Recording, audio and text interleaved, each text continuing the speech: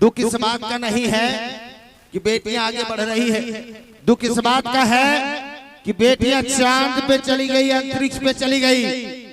दुख इस बात का है कि बेटियां चांद पे चली गई, अंतरिक्ष पे चली गई, और हम बेटे मोबाइल में पबजी खेले, बोले मारो मारो मारो मारो मारो मारो मारो मारो।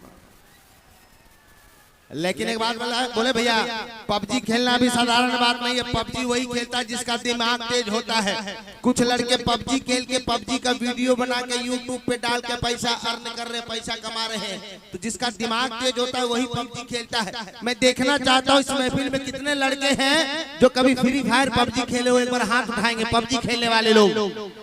दीदी ध्यान से देख लीजिए, यही लोग हैं जो पबजी खेल खेल के पाकिस्तान से सीमा हैदर उठा के ला रहा है।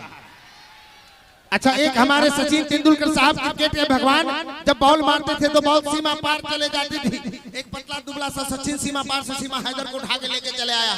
लेके आया तो अकेले नहीं आया भैया, 4 बच्चा साथ में लेके आया।